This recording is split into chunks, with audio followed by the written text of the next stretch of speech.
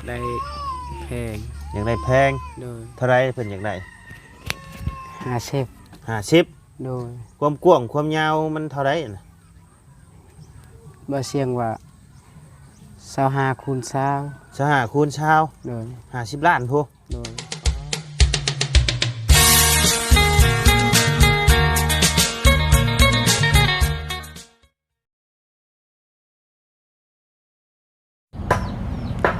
ทักทายกับสบายดีเด้อเนาะพ่อแม่พี่น้อง FC เบิร์ดสุขุสู่คนเนาะหรือว่าอยู่ในและต่างประเทศก็ยินดีต้อนรับเข้าสู่ช่องมาไล่คือเก่าเนาะพี่น้องพบเจอกันมื้อนี้ก็อยู่บ้านซะแล้วเนาะพี่น้องเข้ามาหาทางน้องอาเจียงเพิ่นกับน้องหั่งเพิ่นก้อนเนาะพี่น้องเป็นจังไดเนาะไปเบิ่งที่เบิ่งทางพี่น้องสมบังอยู่บ่เนาะที่ดินตอนที่3เพิ่นนี่เนาะสมบังอยู่บ่หรือจังใดเนาะพี่น้องเดี๋ยวเข้าไปถามน้ำกันอีกทีเนาะพี่น้องคือจังว่าได้ยินข่าวมาคือจังว่า50ล้านประหารใจอีกแล้วพี่น้องเนาะไปพี่น้องเดี๋ยวเข้าไปหาทางน้องเพิ่นก่อนเนาะโอ้เฮ็ดยังกันน่ะตัดไม้โดยสบายดีเด้อโดยเป็นได้ไปเบิ่งที่เบิ่งทางถึกใจบ่ถึกใจโดยมันเป็นได้มันเขาอยากได้แพงอยากได้แพงโดยเท่าไรเพิ่นอยากได้50โดยความกว้างความยาวมันเท่าไรน่ะบ่เสียงว่า25คูณ20 25คูณ20โดย50ล้านพุโดยเกือบแสนเลยเนาะ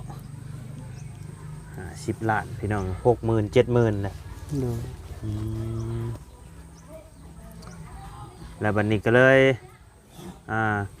บ่ได้ตกลงชื่อเนาะโดยเบิ่งก่อนเนาะโดยแล้วมีที่ทางหม่องใหม่อีกบ่บัดนี้จักและบ่มีแล้วบัดนี้เนาะโดยอันขึ้นไปแจนี่มันเป็นของไผแจขึ้นไปดินของเขาโดยโอ้คันได้แถวนี่โอเคเด้นี่เนาะโดยคือได้ยินข่าวว่าอยู่เฮือนดังนี่นำบ่ที่เพิ่นเฮือนไผนี่นะเขาว่าจะขายดินได้ยินไผเนาะบ่ได้ยินบ่เพิ่งบ่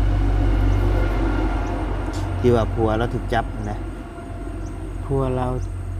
ถูกจับคืนน้องออนแม่นจักแหละยังบ่ได้ทาง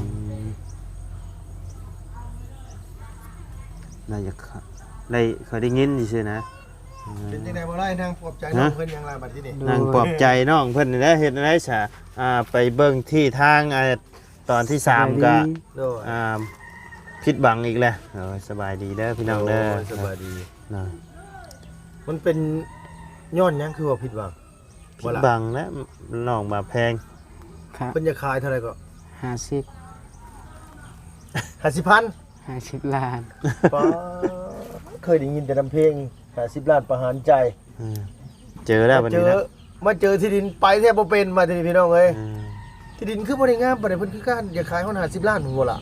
โดยไปทมอีกก็แม่นง่ายฮะชาเบิ่งในคลิปมันก็บ่แม่นแบ่งให้แล้วมันแบ่งให้ลูกให้หลานแบ่งให้ลูกให้นุ่งอะไรแบบนั้นมันก็อันนั้นก็บังคับซื้อขายต้องใช้คำแบบนั้นนะเอามันดินบ่ได้งามก็บ่ได้กว้างปานใดก็บ่คันดินติดทางยังคิดไปอีกแบบนึงนะอันนี้มันก็บ่ได้ติดทางเนาะบ่มันแพงพวก50ล้านเกินไปแพงกะไอ้ลุงไปเบิ่งว่านี่สำหรับตัวลุงเองลุงก็บ่ได้มักเว้าจากใจเลยนะเพราะว่า1มาน่ะคือมันค่อยแห้งเลยเขาต้องปรับถมง่ายปรับอย่างเดียวก็บ่พอต้องสั่งดินมาถมนี้คันว่าคนบ่มีเงินแบบว่าอันนี้อีหลีดอน่ะแม้นเพิ่นปลูกแบบค่อยเพิ่นก็ปลูกตามค่อยนั่นล่ะเนาะแต่ว่าคือเฮาวัดคันเฮ็ดให้น้องอยู่อีหลีดอก็ต้องปรับต้องแต่งให้มันงามหั่นน่ะคันบ่มีอยู่ดีก็นี่แหละคันหนองแล้วคือเก่านี่นะคันหนองมันปลูกบ่ได้ติน้ำมันท่วมแห้งบ่หาไม่ลานท่วมแห้งท ท่วมฮอดใช่ล่ะ มันพ่นใหญ่ก็ฮอดหลังใหญ่ ทวดดังใหญ่พวก โดย อ๋อ ปีนั้นฮอดทางรถจนไปบ่ได้ แต่ฟังนั่นมันบ่ท่วมเนาะ โดย บ่จักในสิเว้าแหละขนาดเวลาว่าอะไรคันว่าน้ำท่วมอยู่นี่สิปุกอยู่นี่มันจะได้คันว่าสิปุกชุงๆเลยสร้างเสามาแบบ5-6 เมตรพู เฮ็ดต่อเอามันบ่ แบบต่อเอานะ ข้างล่างเป็นชาวดิน มันก็บ่ได้อีก มันเทิงสามไม้ ดินมันบ่ได้มั่นคงมันได้ดินนี่นะ มันจะมันสิสุดยามใดเนาะ ยันมันเจือน เจือนแน่นอน เจือนนะแต่นั้นกันว่าเฮาสิสั่งอันดินมาถมอันนี้บ่ถมก็บ่ได้อีกเพราะว่าคลองน้ำไปอ่ะนี่บ่ได้ดอกเป็นเอาไว้อยู่นี่นะมีแต่ว่าให้ปลาเพิ่นให้อันว่าน้องเพิ่นไปหาเลาะถามเบิ่งในบ้านในอย่างนี้เบิดสำนั้นบ่หำที่ว่าแบบว่าเขาสิซื้อนี่ โดย มีเท่าสำนั้นนำบัดนี้นะ โดย หม้องอื่นบ่มีแล้ว บ่มี มีก็พุ่นละไก่เฮือนน้องไม้น้องเพิ่นแบบบ่อยากไปอยู่บ้านอื่น ก็บ่ติเพิ่น แม่นว่าง่ายๆถ้าแบบว่าก็ถามว่าไกลกันบ่มันก็บ่ได้ไกลกันแต่ว่ามันเข้าไป คนในหมู่บ้านน่ะเนาะ มันบ่มีพี่น้องอยู่หั่น โดย บ่มีพี่น้องอยู่หั่นบ่ครับ บ่มี บ่มี โดย คันขึ้นไปอยู่หั่นบัดมันจังไดอยู่เนาะมันบ่คักในใจบ่ โดย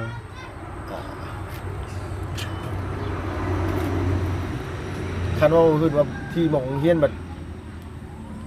สมมุติบัดมีคนตายมีแฮงมาบัดเอาไปงั้นอยู่ข้างเฮือนก็บ่ยังอยู่เฮือนต่อว่า บ่กล้าอยู่บ่ได้อีกเนาะ โดย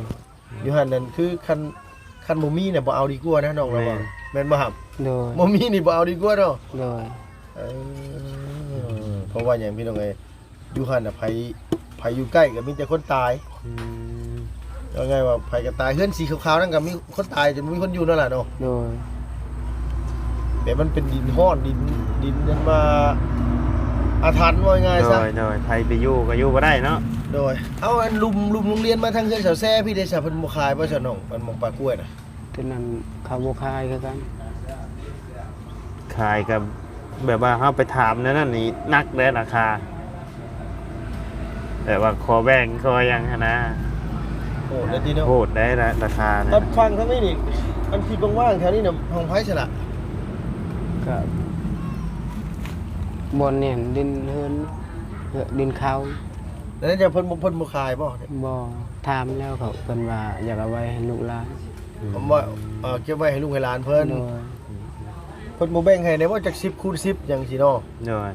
บ่ได้ปลูกเฮือนให้นะว่าง่ายๆซะ เพราะคันหมองนี่ครับมันบ่เป็นหนองชะนี่ก็โอเคอยู่เนาะ คือน้องว่าแหละเป็นหนองสระมันก็คือเก่าน้ำมันท่วม น้ำท่วม ทางดำพวกอันคือที่ว่าน้ำมานี่คือแถวนี้สิท่วมหมดเฮือนน้องยังฮอดพุ่นแต่อยู่พี่มันสินี่ยังได้บัดนี้เขาพูดว่าสิไปใกล้น้องมือปืนเห็นกับไผสิกล้าไปใกล้ นั่งหนึ่งเข่าอยู่ดีๆกันมาลอยทั้งหลังมันสิบโพโทบ่ เขาว่าเขาคอมเมนต์มาหาข่อยว่าดีแล้วเขาว่าลุงเพิ่มเข้าไปแล้วเอาไปเจรจาให้แน่ขึ้นหน่อยข่อยว่าปันคนเคยสูบมากข่อยว่าเนาะ ไม่กลัวใครพร้อมชนมาเห็นหรอกข่อยกับย่านนี่กันยุ่งอะไรบางที บางจริงบางอย่างก็บ่เอานำ เอาได้เนาะเห็นว่าลูกข่อยก็ยังน้อยๆนึงเห็นว่าย่านกันได้คันขึ้นชื่ออยู่หันตัวก็บ่กล้าไปอยู่ตลาดเนาะ โดย เพราะว่าคือเราเวลาเราเป็นนั่นเป็นนี่มาเนี่ยเรา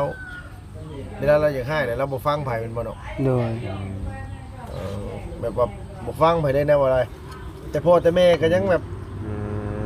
บ่อยู่เฮือนนะบ่กล้าอยู่เฮือน แต่เจ้าได้ต่อกับเพิ่นน่ะบ่ที่ดินแปลงใหม่ได้ต่อรองกับเพิ่นน่ะบ่เพิ่นลดได้เท่าใด บ่กล้าต่อและ บ่แบบเพิ่นเบ้าสูงเกินเนาะ ว่าไงเพิ่นบ่ราคาปานนั้นนี่เพิ่นบ่รุดให้เฮาฮอด30ล้านดอก น้อยบัดทางทีมงานเฮาตั้งไว้แบบอยู่ในหลักเช้าเนาะ จ้ะ20กับ20ปลายนี่ก็พอสู้ได้นะ ประมาณ20ล้านเจ้าล้านเจ้า2ล้านเจ้า ที่ว่าเฮาเว้ากันไว้นะ ตั้งใจไว้ดีรอประมาณ20ล้าน20ล้าน เพื่อเส้นในบ้านเส้นเอกสงฆ์สารน่ะประมาณตก20ปลายล้าน แม่น คิดว่าประมาณนี้น่ะน่าจะได้แต่ก็สิเงินที่เหลือก็อาจสิ เฮ็ดแนวอื่นให้น้อง ซื้อเป็นไม้เป็นเสาเป็นหยังได้มาให้น้องเพิ่นเนาะ โดยแต่ว่าชื่อว่าได้พี่น้องเอ้ยเนาะคันว่าภาษาบ้านเฮาก็บุญมีแต่กำบัง เด้อไป3หม่องเลยเนาะ 3หม่อง4หม่องแล้วก็ยังแบบว่ามันบ่ได้ แม่นมันบ่โอเคหั่นแหละว่าง่ายซะตอนทำอิฐทีมงานตกลงกันว่าคันได้ตรงข้ามเฮือนแม่น้องนี่คือสิคักว่านะ โดยแม่น ก็บอกง่ายว่าภายภาคหน้าไปเรื่องขายเครื่องขายของมันก็สิง่ายขึ้นแน่แบบว่าเฮ็ดนั่นเฮ็ดนี่ขายก็มันก็พอสิได้ขายมันทิศทางมันบ่ล่ะ โดย เอาล่ะอันย้ำขึ้นไปที่ว่างๆถึงๆพุ่นไอ้สารหลายๆทั้งนั้นน่ะเลยบ้านขึ้นไปหน้อยหนึงเพิ่นบ่ขายแบ่งไงได้บ่เอ้ย บ่ ส่วนมันส่วนหยังหั่นใด นั่นมันดินคนในบ้านดง อ๋อ ดินคนลาว แฮงราคาแฮงจุกเลยตัวนี้ บ่ได้บางเทื่อเพื่อเพิ่นเป็น FC เฮาเพิ่น เนาะ ว่า บางเทื่อเพิ่นอยากแบ่งปันให้เนาะ จัก10 คูณ 10นี่ต่างซอยนะเนาะ บอกไงว่าเพื่อเพิ่นอันนี้แต่ว่าข้อยเชื่อเลยว่าคันเพิ่นมีดินลายไปนี่เนี่ยเพิ่นบ่อึดเงิน โดย บ่ค่อยอึดเงินปานใด แม่น อันนี้ก็จะใจได้พี่น้องเอ้ยแล้วก็อีกอย่างเนาะคันชื่อที่ตรงข้ามมันเฮือนนั่นว่าแม่บักหลานี่ว่ารัฐบาลเพิ่นก็ออกเอกสารแจ้งมาเลย โดย ให้ยับเข้าฟังอีกฟังละ5เมตร อ่า พอเพิ่นสิประมูลเฮ็ดทางใหม่แล้วแหละ โอ้เส้นทางลีเก้าเฮานี่บ่ แม่นให้ยับอีกอารมณ์ดีแล้วก็ทุกข์ใจอยู่หั่นน่ะ อุก ว่ะ อยู่ดิ อุ๊บอยู่เดี๋ยวนี้เรา พอดีเบิดเลยนะเหือนเนาะ ห้านั้นน่ะเบิดพอดีแล้วว่ะ อ่า เบิดบ้านดงอ่ะดื้อเบิดเลยนะฟังละ5เมตรเพราะว่าเขาก็บอกไว้ตั้งแต่30 ปีที่ผ่านมาแล้ว โดย ก่อนกระทำน้องน้อยอยู่ว่าน้อยว่าเฮือนเจ้าคุมผู้แคมทางเป็นบ่ได้หรอกเพราะเพิ่นบอกแล้วหรอก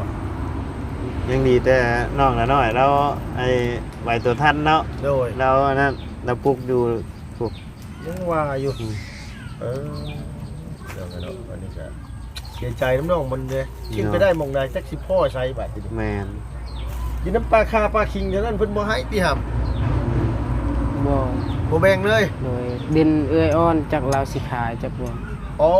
ดินน้องอ่อนบ่นั่นน่ะ โดยละยานลาวขายก็ยานพัวเราอีกพัวเรายังบ่เมือ อ๋อผัวเรายังบ่ได้ออกมา โดย ต้อง แบบนี้ต้องให้น้องอ่อนไปคุยกับผัวแล้วอยู่ในคุกเลย ต้อง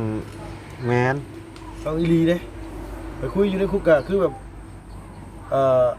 ไปถามเบิ่งหั่นนะว่าน้องเพิ่นได้ชื่อที่ชื่อทางบางเทื่อก็น้องเพิ่นอาจสิกลับตัวกลับใจได้แล้วก็ขายที่ไปไทยออกมา โดย เอ้าคันว่าถึงกันนะ โดย แต่ว่าตอนนี้กับโอกาสสิเนี่ยเลยเนี่ย ประสบความสำเร็จกันเนี้ยพี่น้องเลย เนี่ย กับอีกอย่างก็ผัวของน้องออนแล้วก็บ่ได้เป็นคนร้อยปานใด โดย ออกมามีเงินเป็นแฮงนำเข้าไปมัน นัก ลงกั้มเองบ่โทษอีกบ่ล่ะ สิมาไล่ที่ ได้ที่น้องบ่ได้สิบ่ น้อง ย้าย เกียงอีกมาอยู่พวกเพื่อนอยู่ดินเขายังเอาอีกแล้วเนาะ โดย เนี่ยเด้พี่น้องไง อันหลังนี่เฮือนของเอื้อยเจ้าบ่ดีกว่าเฮือนของอ้ายเจ้า เฮ้ยหลังนี้ว่ะ โดย เพิ่นอายเขา อ้ายแท้ๆนี่บ่ โดย อ้ายแท้ๆ แต่ว่าเมียเราก็เมื่อแล้ว ฮะ ฮะ เมียเราก็เมื่อเฮือนลัง อ้าวเป็น เอาเมีย ไง แล้วเป็นยังคือเมื่อ จักแหละผิดกัน ผิดกัน มือไหนน่ะ เมื่อวานมื้อชื่นนี้ อาจจะมือซื้อนั่น ประมาณ 4-5 มื้อแล้ว อืมตอนนี้เราอยู่ผู้เดียว โดยต้นนี้ปะกันแล้ว ปะได้บ่ โดยเราเว้าสำเร็จขาดแล้ว อืม บ้องกันตอนไหนล่ะ คืนนี้เรามาเว้า กินลงอหย่างเรียบร้อย โดย อืม บ้องเมื่อคืนนี่เลย โดย ชดฮ้อนเลย โดย เออ เพิ่นเอาในบ้านเฒ่าแก่ยังมาเว้ากันสิบ่ โดยเบื้องเมียอายข่อยก็มีเฒ่าแก่ในโฮมแต่เบื้องข่อยก็มีเฒ่าแก่ในโฮมในบ้าน มาเว้ากันเมื่อคืนนี่เลย โดยมาเว้าเฮือนในเฮือนเขา โดยเอาสาเหตุนั้นนี่ลุงขออนุญาตถาม สาเหตุเพิ่นเป็นหยังล่ะครับชีวิตกัน สาเหตุแบบเรื่องรถนี่ เรื่องรถ โดยแบบรถเข้าแล้วก็รถมูลพ่อมูลแม่ โดย แต่ว่าเมียเขาอันบ่ให้อายบ่ให้น้องยืมไป แบบ เว แบบ ลาเป็ แบ น บ ไข้ คือชูเจ้าสิยืมสิหยังนี่บ่ โดยเวลาเป็นไข้เจ็บไข้หยังไปนั่นไปนี่มันบ่ให้ อืม แล้วก็ อ๋อคือแบบว่ารถน่ะเป็นมูลพ่อมูลแม่ของเจ้าบ่ โดย เป็นพวกมูลพ่อมูลแม่ของชุมเจ้าเนาะ โดย แต่เวลานั้นน่ะคือพ่อแม่เจ้าน่ะให้เราใช้เนาะ ให้เราใช้โดย ให้เราใช้แล้วบัดนี้แหละเวลาคือสมมุติว่าน้องห้างแล้วจะเป็นอีกรุ่นเลยเจ้าอยากยืมรถนี่ โดย เมียเราน่ะบ่ให้ยืม โดย แต่อ้ายเจ้าเราก็เลยบ่พอใจ โดย บ่พอใจก็เลยแบบพิดเถียงกันมา โดยแบบบ่พอใจแบบรถมูลพ่อมูลแม่ไอ้น้องเขายืมมันบ่ให้ ว่าอ้ายเจ้าก็เลยว่าบ่พอใจ โดย เป็นหยังเจ้าคือบ่มีน้ำใจให้พี่ให้น้องยืม โดย ให้กันแล้วก็เลยเมื่อ โดยเมื่อแล้วเขาว่าอายคอยถามว่าบ่อยากเมื่อคืนบ่แล้วว่าบ่ แล้วว่าบ่เฮ็ดแนวใดกับเราบ่ อ๋อบอกไงว่าเฮ็ดได้ก็บ่อยากคืนมา โดย เฮ็ดได้ก็สิปะ โดยสิจ้างเงินสร้างหยังกับบ่อยากเมื่อแล้วเขาว่าก็ลูกอายคอยเอาแต่ลูก อัน เพียง ลูกอ้ายเจ้าหลานเจ้าน่ะจักปีครับ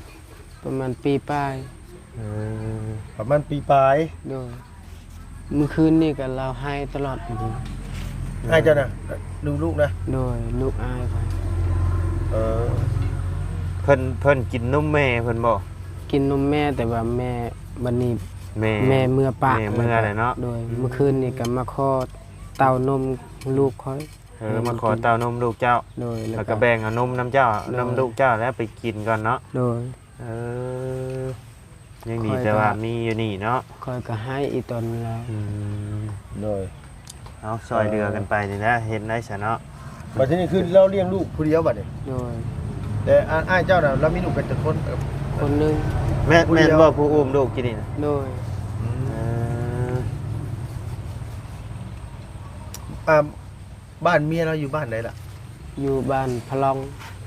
อยู่พะลอง โดย อยู่พะลองผู้ พะลองใน พะลองในผู้ โดย อันที่ว่าทางแวกกับบ้านดงผู้นะ โดย อ๋ออยู่บ้านเลยบ้านละเตืองผู้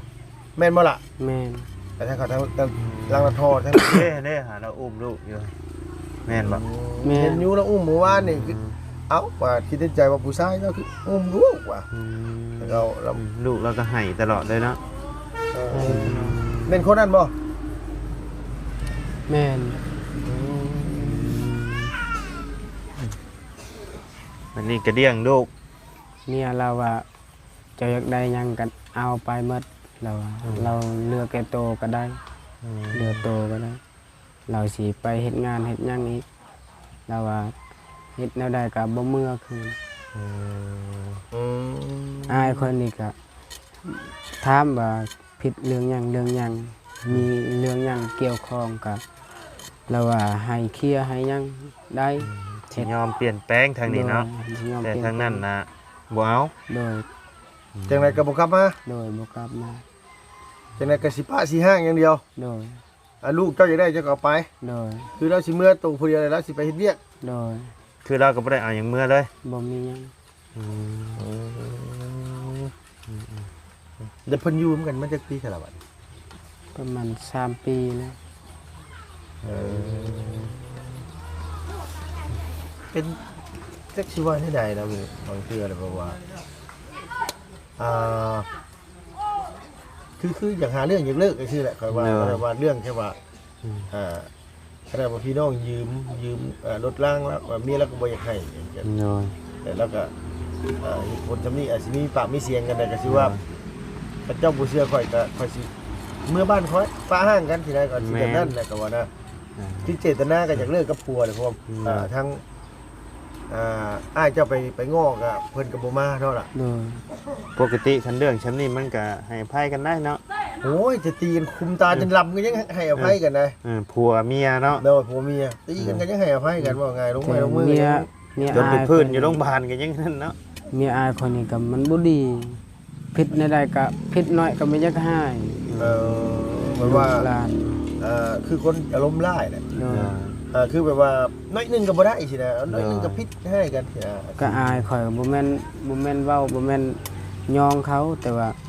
อายข่อยนั้นผิดกับลาวหั่นผิดน้อยๆเราก็ไปเราบ่ชนเราก็อดทน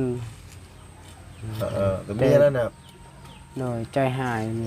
ว่าไงว่าคือใจดำ โดย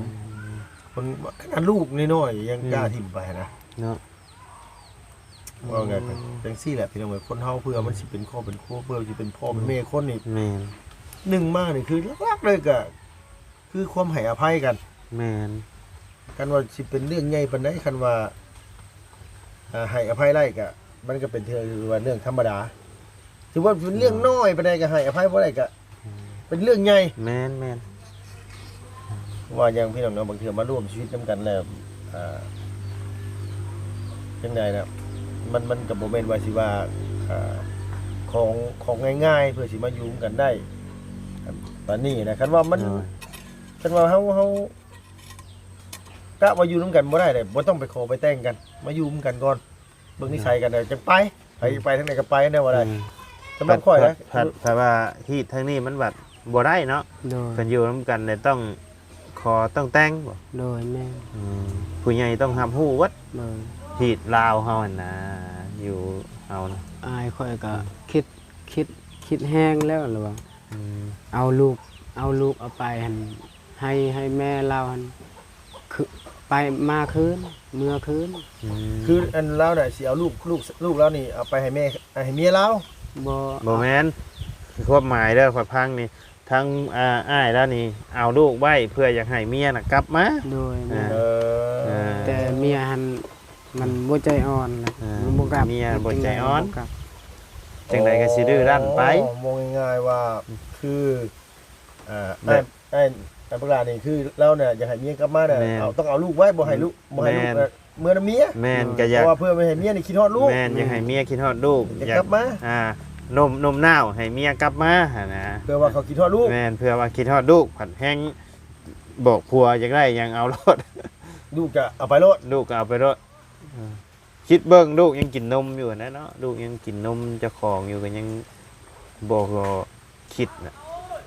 ยังบ่คิดฮอดน่ะถือว่าใจเด็ดเติบได้ กับคนอันนี้นี่คือเขาเจตนาเขาอยากปะ แม่น เขาอยากเลิกลาเขาอยากห้าเขาปะอยากปะอยากห้างกันนั่นแหละ ดู เอาง่ายว่าเขาพร้อมที่สิถิ่มไปแล้วนะว่าไรว่าง่ายซะ โดย ว่าพร้อมที่สิถิ่มพ่อสิถิ่มเลิก อยู่กัน ลา มา3 ปีติ ดู เพิ่นออกเฮือนได้จักปีได้ใช่ ถ้ากับปีกายนี่ อืม ตอนนั้นเฮายังอยู่กับแม่ เจ้าเอากันได้จักปีได้ใช่เจ้ากับเมียจ้ะ 2 ปี ก็เลยออกมาอยู่นี้บัดนี้เนาะ โดย พี่น้องเลยเนาะอันนั้นก็คือเรื่องง่ายแล้ว โดย แต่ว่าเรื่องของบังราเพิ่นนี่โดยตรงในเรื่องที่ดินดอนต้นหญ้าพี่น้องเนาะ ก็ยัง ว่า บ่ได้อยู่ งานก็พยายามหาซอกหาให้อยู่แต่ว่ามันบ่ประสบความสำเร็จพี่น้ โด อง ย เอ้ยแต่ว่าเพิ่นว่าอันที่ไปเบิ่งหันถามจากความรู้สึกของลุงน่ะลุงก็ว่ามันที่บ่ได้งามลุงคิดในใจว่าเมื่อวานนี่คันว่าประมาณสัก18-19 ล้านนี่สิพอซื้อลุงคิดว่านะเนาะล่ะจะว่าบ่เห็นน่ะ โดย หรือว่าอันที่เศร้าซะก็พอซื้อให้น้องอยู่ โด แล้ว ย เรื่องค่อยเรื่องเงี้ยนี่เขาก็จะปรับเอา โดย ปรับก็ให้มันเป็นขันบันไดเอาฮะนะว่าไงซะปรับเป็นขันบันไดเอา ก็คือดินน้องไม้น้องทายก็มีแต่ โดย 10ปลายล้านนะ โดยว่าสิปรับแบบนั้นนั่นแหละ อ่า แต่ว่าไปฟังเพิ่นเว่ามาแหละมันราคามัน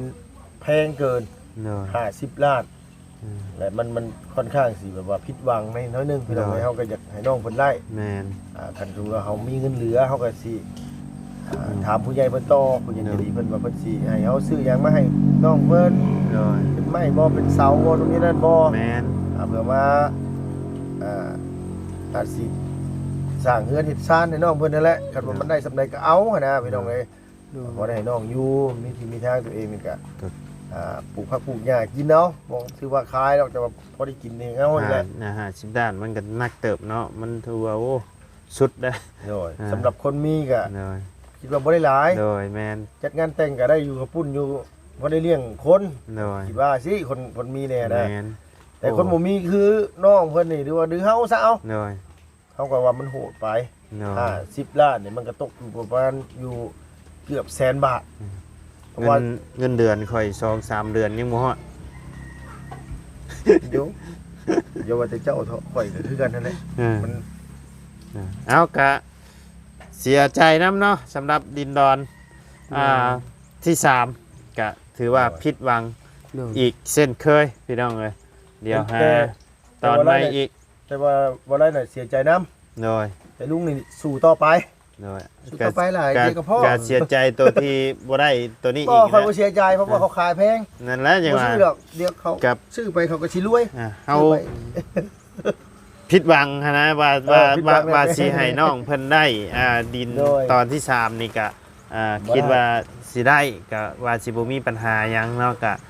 กะที่ดินน้องเพิ่นก็ว่าอยู่ได้อยู่ฮะแต่ว่าราคามันโหดเนาะกะ โดยสู้ต่อไปสู้ต่อไปล่ะเอ้ย สู้ บ่ ต่อ เป็นห ไป ยังหรอกครับบ่ซื้อเงินก็ยังอยู่คือเก่า ก็ไปหาบ่ไม่แม่น บ่ซื้อกับเงินก็อยู่คือเก่า แม่น อันนี้คือความจริงพี่น้อง แม่ เอ้ย นแม่น บ่ได้เที่ยวนี้กับผู้เดือนหน้าก็ว่ากันไป โดย มันสิมีคนที่อยากขายนะ อ่า คันเฮาพาวไว้10ล้านก็เอากะมันก็โหดโพด โดย มัน เบิ่ง คือ เบิ่ ว่า งเบิ่งไปก่อนเนาะ โดยเฮาทีมงานใหญ่อยู่คือบ่มี อืม อันนี้ก็เอิ้นจะประสิทธิภาพแท้ โดย คือเพลงปานนั้นก็ยังซื้ออยู่ เพิ่นเว้ามาสำใดก็เอาติ เพิ่นว่าว่าฉันมันก็เอาเว้าง่ายก็เฮาก็ให้มันมีค่าแน่นะ โดย มัน โดย มีศักดิ์ศรีแน่ อืม เพิ่นบ่หยังมาเฮาก็สิยอมบ่หยังมาขายเท่าไรก็เอาเพิ่นคิดว่าทางทีมงานนี่มีเงินผมนะ โดย ไม่ว่าเท่าไรก็เฮาต้องซื้อนะมันคิดว่าอย่างนั้นนะแต่ว่ามันบ่แม่นนะเพิ่นก็มาเว้าง่ายๆเงินผู้ใหญ่เพิ่น โดย เพิ่นก็หาด้วยน้ำพักน้ำแรงเพิ่น โดย เหงื่อใครไหลย้อย เพิ่นก็เฮ็ดเวียกเฮ็ดงานคือกัน เฮ็ นะ ดเฮ็ดงานคือกัน แต่ว่าเพิ่นเห็นแหละเพิ่นก็อยากชดอยากซ ซ อ อย ย โมเมนต์ว่า โดน สิ สงสาร คน นั่นแหละ คนอันว่าช่วยเหลือนี่คนเข้ามานี่เฮาต้องเว้าแพงๆคันขายให้คนทุกคนยากจังราคาหนึง โดย มันคิดว่าเฮามีเงินคอยกับว่าง่ายก็คือแบบว่าคันเขาซอยภายนี่ต้องสำเร็จทุกคนต้องมีเงินมีชาติทุกคน โดย อย่างสิแนวอะไรมัน มันเป็นไปบ่ได้ มันความคิดของเพิ่น โดย แต่ว่าคือเฮาน่ะมันเป็นไปบ่ได้ โดย ทุกอย่างน่ะมันขึ้นอยู่กับผู้ใหญ่เพิ่น เนาะ อะไรมันคันสิว่าแพงกับแพงเด้อเฮามีเงินครบอยู่ซื้อให้น้องมนุษย์อ่ะมันก็บ่ได้รักษาที่ว่าเพิ่นหาเงินหาทองเพื่อเพิ่นสิมาช่วยเหลือได้นี่ก็บ่เป็นเรื่องง่าย โดย เพราะฉะนั้นเดี๋ยวเฮาก็หาหม่องถึกเอา โดย บ่